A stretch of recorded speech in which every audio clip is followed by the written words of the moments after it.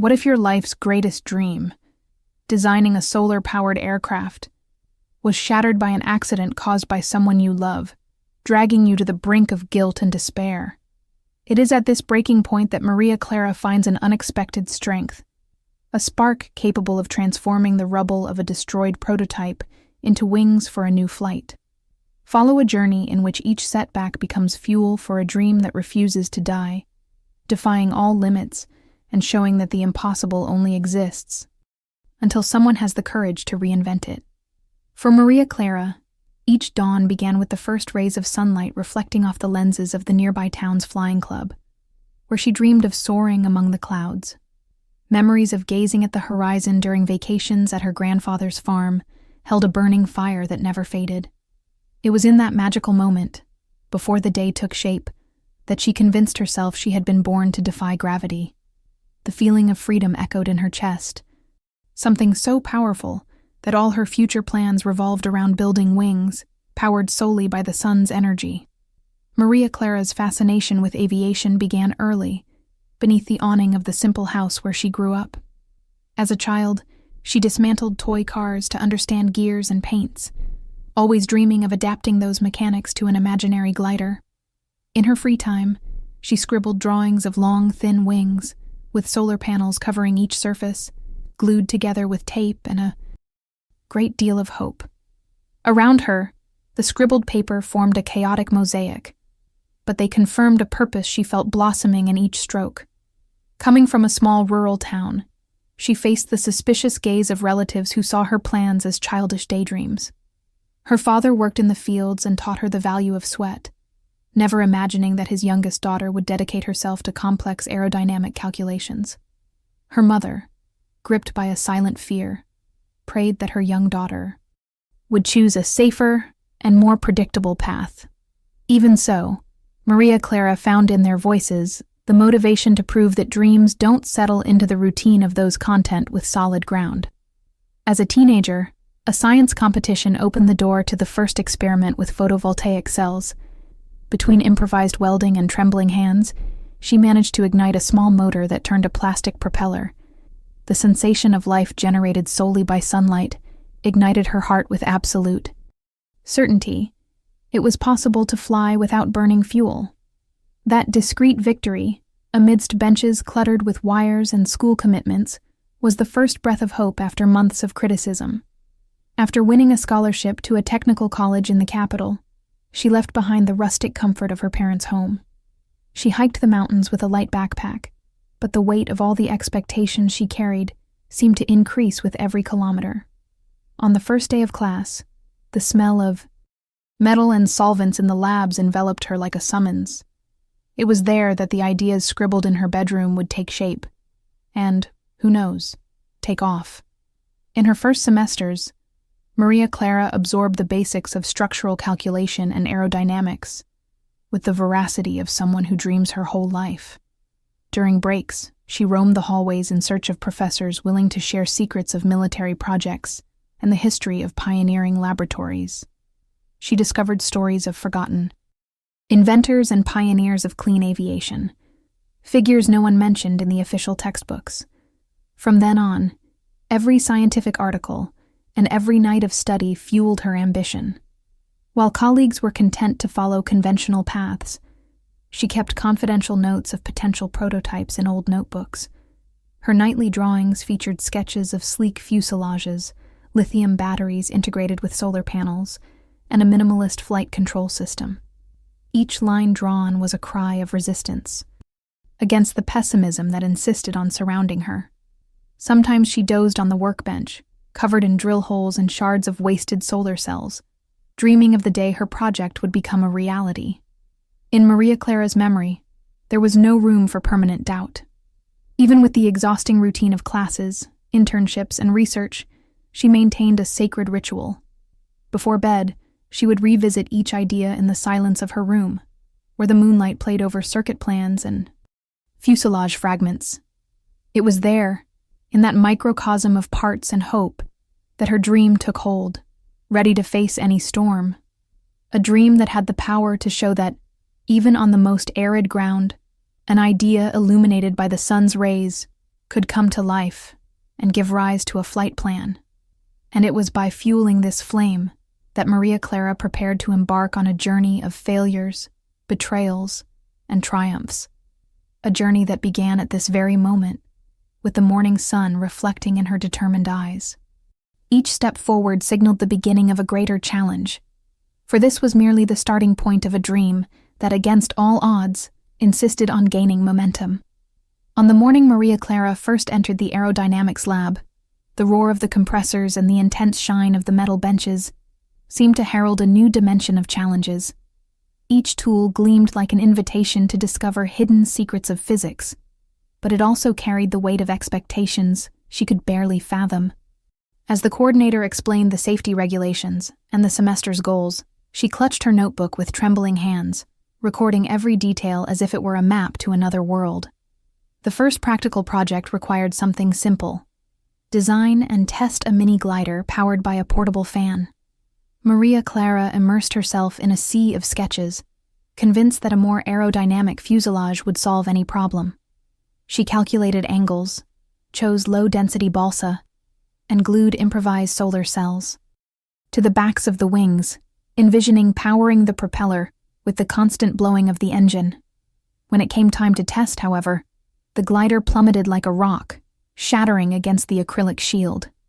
The dull boom echoed throughout the lab, and an awkward silence fell among the students. Professors exchanged glances, and some murmured that perhaps she was being too ambitious for a beginner. Maria Clara pressed pieces of wood together with her fingers, her heart pounding as she realized that her dreams could be as fragile as the prototype now lying at her feet. The first practical lesson in engineering proved crueler than any formula memorized in a notebook. With no time for regrets, she began dedicating her nights to the lab. The spotlights disrupted her sleep patterns. While the campus fell silent, Maria Clara remained surrounded by measuring devices and tools scattered across the floor. Each metallic clang mingled with the buzz of doubts growing in her mind, testing her resolve. Sometimes she fell asleep with her face pressed against the bench, waking hours later with the bitter taste of a forgotten dinner. One of those early mornings, he decided to perfect the solar panel fitting and redesign the airflow system. After hours of soldering and testing, he connected the wires, and this time, instead of noise, he heard the faint whisper of a spinning propeller. The propeller didn't reach the expected speed, but the slight heat emitted by the semiconductors was enough to keep something aloft, even for a few seconds. Her first setbacks didn't go unnoticed by her more experienced colleagues. Some pointed out flaws in the structural design. Others suggested changing the type of cell she insisted on using. In a heated debate, a veteran even declared that solar energy was a pipe dream, discouraging anyone who would listen to him. Maria Clara faced each criticism. Some of what they said made sense, but it wasn't enough to extinguish the flame pulsing in her heart. The pressure also came from home. An email from her father revealed concern. Maybe it's time to consider a conventional internship, something that pays the bills. Her mother, in a loving tone, reminded her of the dangers of working with welding and electricity in a world where so many people with degrees can't find work. Each word of warning was like a gust of headwind, threatening to push her dream back to square one. Still, the sparkle in Maria Clara's eyes didn't fade. In the small success of the spinning propeller, she found an unbreakable thread of hope. In those cold, frustration-filled laboratories, every detail, a sound, a slight vibration, a flicker of light on the solar panels, became fuel for the next attempt. When the university's first sponsor made a surprise visit to the lab, Maria Clara was in the middle of another trial. As she presented the prototype, still in its embryonic stage, she felt the weight of financial scrutiny, searching for signs of viability. The glider hesitated in the air and fell moments later, making the executive frown. There was still no confidence or applause, but in her eyes, the certainty that this was just the first of many obstacles to overcome. On the morning of the big test, the university hangar glowed under industrial lights as Maria Clara, with trembling hands, positioned her solar aircraft on the launch pad. The electric motor registered a stable reading, the solar cells appeared healthy, and the sensors were calibrated. Everything indicated that this would be the acid test, the moment when her dream, formed during sleepless nights, would finally come to fruition. Upon activating the system, the propeller spun smoothly, generating a harmonic hum that echoed throughout the hall. The monitors registered optimal voltage and stable current. For a brief second, the small device glided along invisible rails, light as a feather under the impact of the rising sun. It was in this moment of glory that the unexpected erupted. A sharp bang and a flash. Short circuits, sparks, and a sudden flame consumed part of the fuselage. The once proud prototype toppled over with the sound of parts flying apart. Maria Clara rushed to contain the fire, feeling the heat that burned the palm of her right hand and crackled in her breath. That accident violated all safety manuals, and worse, it had been carefully orchestrated. In the minutes that followed, the hangar filled with screams and running. Teachers tried to put out the fire while students retreated in panic. The young woman looked in astonishment at Lucas, her lab partner and childhood friend, whose face stiffened before fleeing the scene.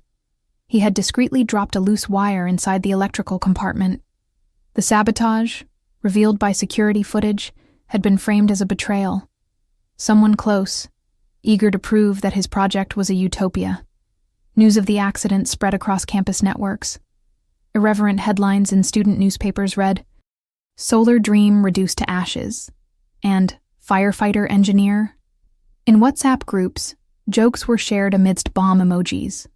The playful tone hid cruel hints of disbelief, and each comment wounded Maria Clara's confidence like shards of glass in an already bruised heart. At home, the reaction was even harsher. Her father, upon hearing of the accident, suggested she put this madness aside before she got really burned. Her mother demanded explanations. How could anyone want to see you on the ground?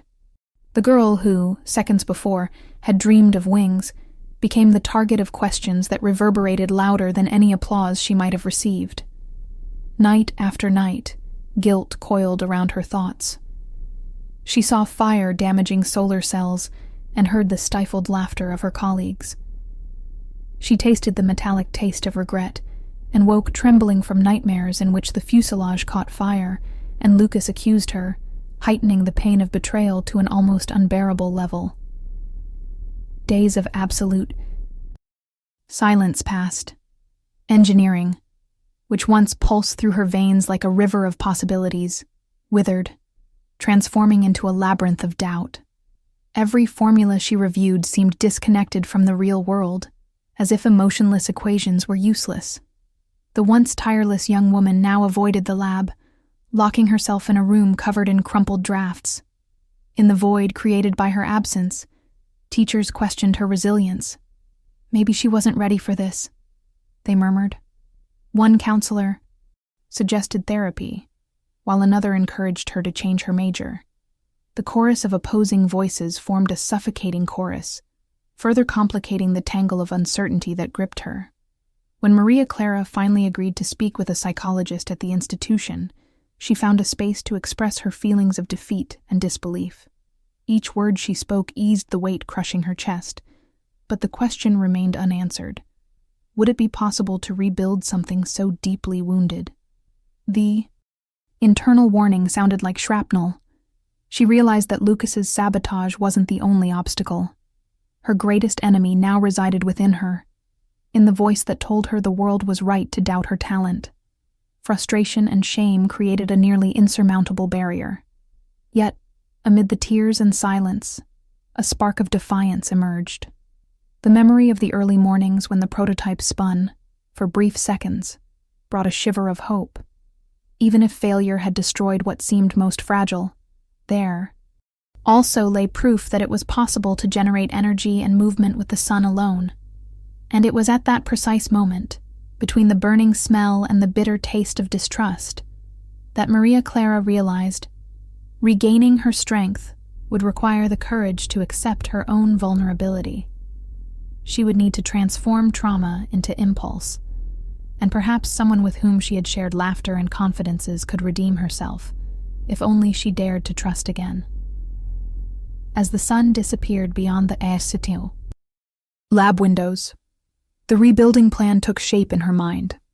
The electrical connections would need reinforcement, the control software would require extra testing, and the structural support would have to withstand more severe stress levels. But most of all, she would have to repair the cracks in her own heart. In the dead of night, Maria Clara jotted down the first ideas for a new project. Smaller and more resilient, capable of proving that every failure, no matter how painful, carries within it the seed of infinite learning. The crisis of confidence wouldn't bring her down completely, because now she saw that the impossible wasn't an endpoint, but an invitation to rewrite her trajectory. After the dark days when the laboratory seemed to imprison more doubts than it offered answers, Maria Clara found refuge in the attic of her grandfather's house. Among old sawhorses and rusty toolboxes, she discovered a battered notebook, scribbled by her grandfather decades ago. There, among notes on small combustion engines and thrust calculations, lay the unshakable belief of a man who saw flight as the embodiment of freedom. As she leafed through those yellowed pages, Maria Clara felt the weight of her family, now transformed into fuel to reignite her purpose. The next day, she returned to the university with her grandfather's notebook under her arm. She sought out Professor Santiago, a retired engineer who had taught aerodynamics for nearly 40 years. He was delighted by the discovery, and suggested they revisit an unfinished project together, a folding wing prototype that had never made it beyond the testing room. Over cups of strong coffee and clipboards scattered throughout the hallway, the old master revisited methodologies Maria Clara had never learned from textbooks.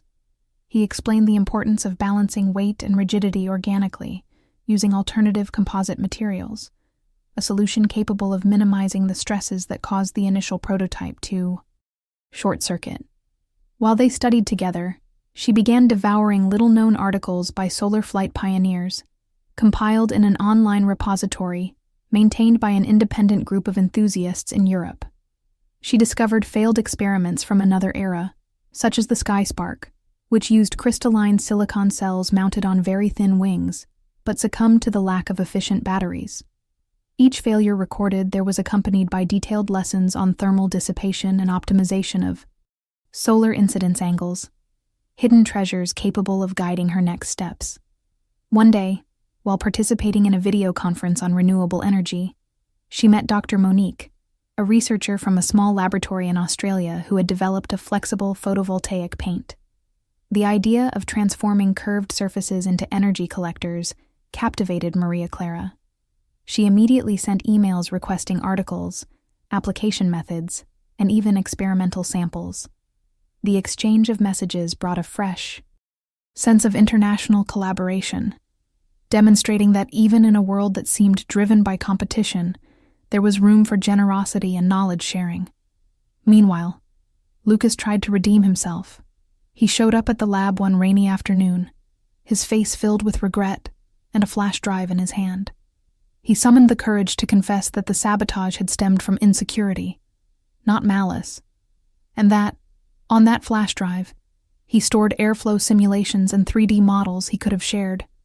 Before making the mistake, Maria Clara hesitated, reliving the shock of his betrayal, but recognized the sincerity in his eyes. Studying those files, she saw new opportunities to reinforce the cabin's internal ventilation system, preventing overloading the circuits. No longer alone, she began alternating study sessions with short breaks for inspiration. Sunset walks on campus, where the wind blew as if to warn her that the sky was still there, waiting for her. On one such occasion, she found the remains of an old, demolished laboratory, where a pioneering engineer in sustainable prosthetics had experimented with improvised iron oxide batteries in the 1970s. Visiting this forgotten site reinforced her conviction that every fragment of history held a valuable lesson. Little by little, each mentor, each rediscovered piece of research, and each gesture of reconciliation coalesced into a mosaic of renewed motivations. Maria Clara felt the relief of not relying solely on herself, of having a network of erudite and supportive voices to guide her. The angles of her notes became more precise, her calculations more energetically realistic, and above all, a trust emerged, rebuilt brick by brick. In the lab, now filled with colorful models and flying paper, she began designing the skeleton of the next prototype. A lightweight composite wing coated with flexible photovoltaic paint, controlled by software refined in collaboration with Dr. Monique and ventilated according to Lucas's simulations. It wasn't just a technical project. It was the reflection of a protagonist who, overcoming trauma and rejection, reinvented herself from the roots of her own story. As she fitted the first components together, a new feeling arose, that every piece of metal, every energy cell, and every piece of advice salvaged from the past conspired to prove that the impossible was just another step. And with her motivation intact, she prepared to face the next stage, turning that collection of forgotten ideas into a prototype capable of defying the laws of gravity once and for all. The announcement came on a gray afternoon, as Maria Clara was applying the final coat of photovoltaic paint to one of the composite wings. The dean's office informed her that due to budget adjustments, funding for the project would be reduced by 40%. Essential tools, bench time, and the purchase of sophisticated solar cells would be compromised. The echo of that announcement resounded like thunder in her chest. Each sum withdrawn was more than just a few missing numbers on the spreadsheet. It was energy ripped from a dream that had already been burned once. That same night, she invited Lucas and Professor Santiago to an emergency meeting in the makeshift laboratory. Over cups of cold coffee and dim flashlights, they devised strategies to circumvent the funding cuts. The professor suggested seeking partnerships with sustainable technology startups. Lucas, still redeeming himself, offered to scout contacts in the photovoltaic sector. Maria Clara, even exhausted by the burden of overtime and the anguish of demands, felt a spark of hope ignite. Facing the shortage could be the greatest test of ingenuity of her life. The first step was to convert scrap metal into raw materials.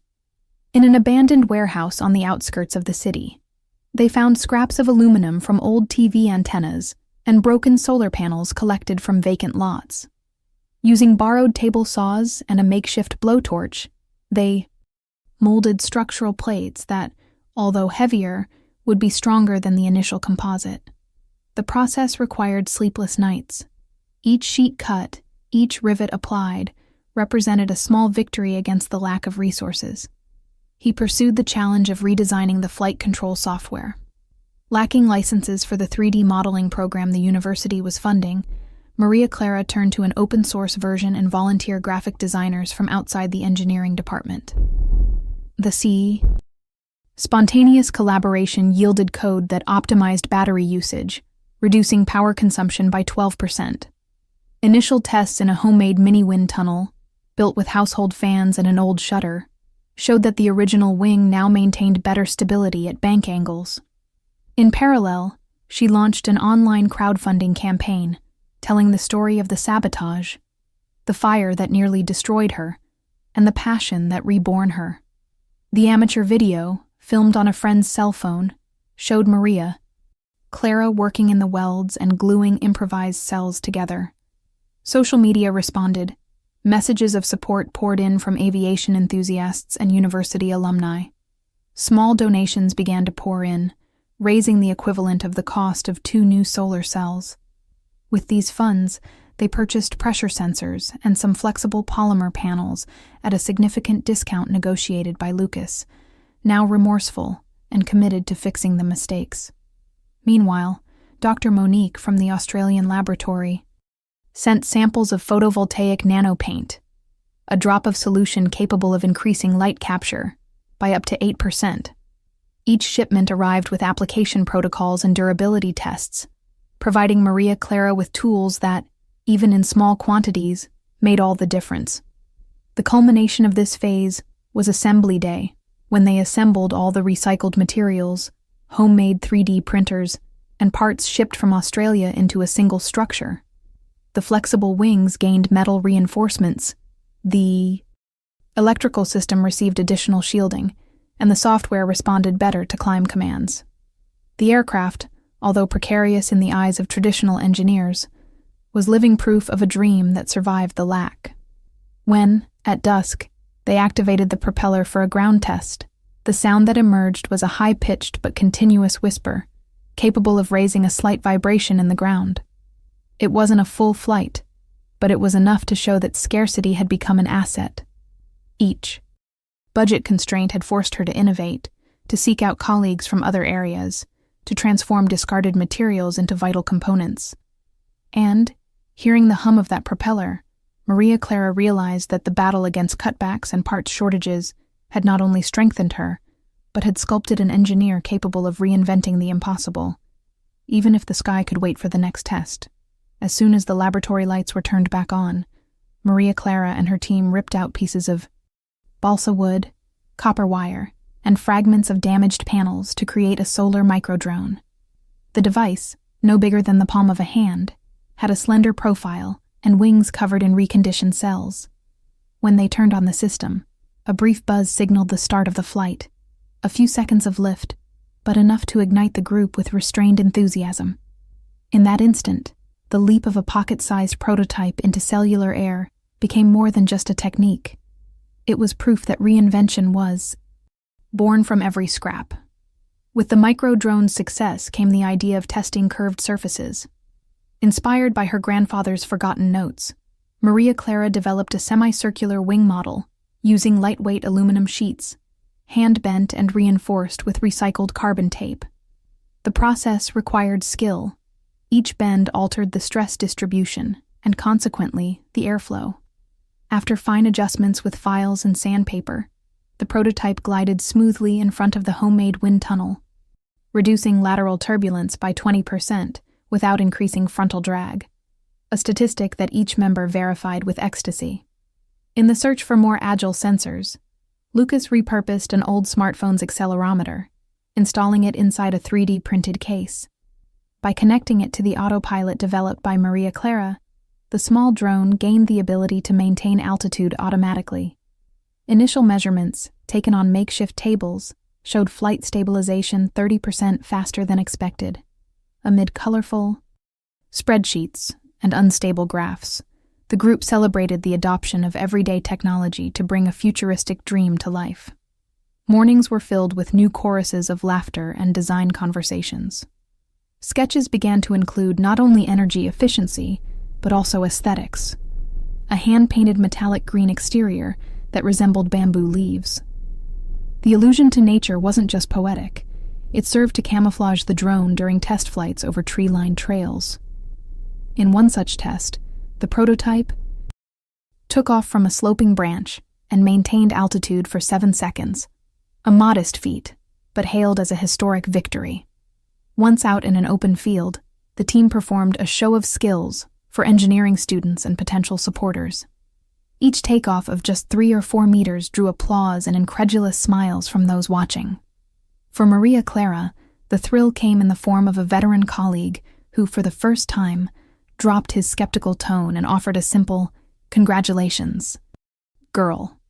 That moment replaced months of criticism with tangible recognition and gave new meaning to the concept of small victory. With each data point, innovative software adjustments were made. The team included a simple machine learning algorithm that calibrated the tilt angle with each detected wind boost. The microdrone was able to adapt its flight profile in real time, testing variations in wing thickness and weight distribution. The results, presented in colorful graphs, served as the basis for modifying the design of the larger prototype, with a preference for a self-adapting wing. While editing a short scientific paper about the findings and earning the respect of her professors, Maria Clara realized that each alternative prototype offered unique lessons. This was the case with the school microdrone, the smartphone test, and even the aesthetic essay on bamboo.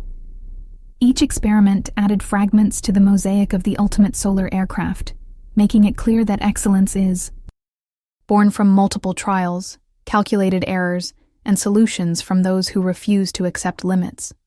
With morale boosted by the proof of concept, Maria Clara gathered all the calculations, opened simulators, and recycled materials to design a more robust intermediate fuselage. It was time to double the prototype's size and test extended range.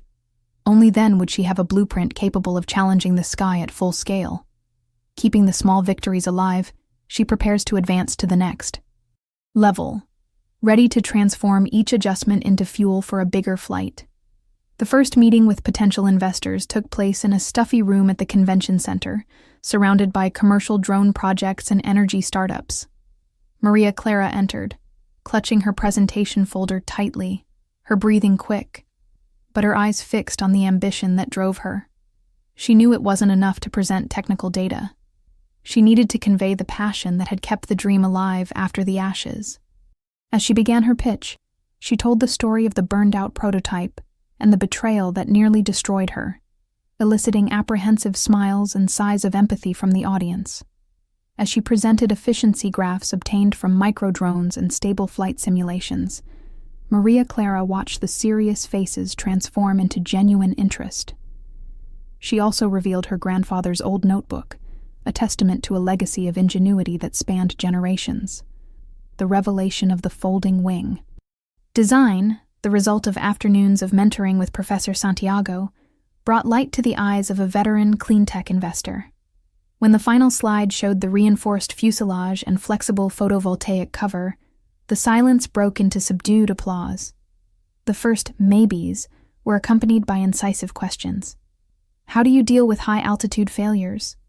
What's the certification plan? Does the solar aviation market carry such high risks? Maria Clara invited Lucas to demonstrate the adaptive algorithm live, while Dr. Monique appeared via video call to praise the progress. Transparency about previous setbacks and the ability to transform each one into a learning experience resonated as a sign of rarefied maturity in young entrepreneurs. 2 weeks later, an angel group decided to provide seed capital for the construction of a full-scale test cell. The contract included funds for the purchase of flexible panels, professional software licenses, and the hiring of interns. With the check in hand, Maria Clara felt the weight of responsibility and the freshness of victory mingled in a knot of emotion. It was proof that a well-told narrative and a history of small achievements can open doors where before there had been only disbelief. With the investment released, he began assembling the definitive team. He recruited Ada, an electrician specializing in agricultural drones, recommended by Dr. Monique, to optimize the solar capture system. He hired Raphael, a former college classmate who had become a composite materials engineer, to develop an ultralight and durable coating.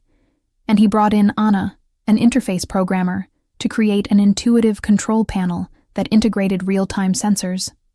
Each arrival added expertise and shared the burden of ambition. The first weekly meetings took place in a rented warehouse, where cardboard sheets covered in schematics and dangling cables created an almost chaotic scene. Yet, there was synergy. They exchanged ideas aloud, adjusted weight estimates, drew layouts, and together tested a lamp powered solely by a benchtop solar cell prototype. The combination of ancient knowledge and technological innovations created an atmosphere of both a craftsman's laboratory and a future-oriented workshop. Amidst coffee and heated debates, the final prototype emerged. A fiberglass fuselage with foldable ribs painted with Australian photovoltaic paint and supported by machine learning software capable of mapping peaks in sunlight. On the day of the internal presentation to academic sponsors and the university board, the team marched in unison, showing not just numbers, but faces that lived this project with the intensity of a shared dream. When the prototype finally glided along invisible rails in the hangar, generating enough energy to illuminate a row of LEDs, it wasn't just a technical victory. It was the culmination of a collective effort, of sleepless days, of traumas overcome, and of restored confidence.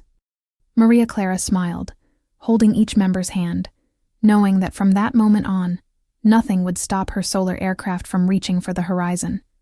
But the wind still had greater challenges in store, proving that the impossible exists only to be achieved. The dawn was cold and clear on the day scheduled for the final test. As the sky turned orange, Maria Clara walked to the center of the makeshift launch pad, her hands trembling as she gripped the remote control. Beside her, the team maintained a respectful silence, each eye fixed on the prototype rising above the launch rail. Metallic green fuselage, wings composed of flexible solar panels, and foldable ribs inspected for the final time. It was there, in that moment, that all the months of intense work, confidence-destroying failures and small victories converged to prove that a dream fueled by sweat and hope could finally take flight. She adjusted the angle of the photovoltaic cells toward the rising sun and, with a gentle wave of her hand, activated the system. At first, the drone vibrated slightly, like a restless bird about to take flight. Then, without warning, the propellers gained power. A steady hum filled the silent air. The device glided along the track, gained speed, rose above the dewy grass, and in an instant that seemed to stretch in time, lifted off the ground. For a few seconds, the wings captured every ray of sunlight, transformed it into pure energy, and shone in the golden light of dawn. As the prototype described a gentle arc, hovering over 3 meters in the air, Maria Clara's heart raced. She remembered the first rickety propeller that timidly turned in her homemade wind tunnel, the tears shed in the burning hangar, her father's trembling voice suggesting a safer path, and the empty landscape of the laboratory as she locked her fear in her room. Every memory merged in that moment of glory. The solid machine before her was not just a feat of engineering, but a symbol of resilience. As the prototype returned to the ground at the opposite end of the field, gliding gently along the landing track, a cry of, "We did it!" erupted from the corners of the field. Professor Santiago, teary-eyed, raised his fist in celebration. Ada and Raphael ran to retrieve the drone, still trembling with success.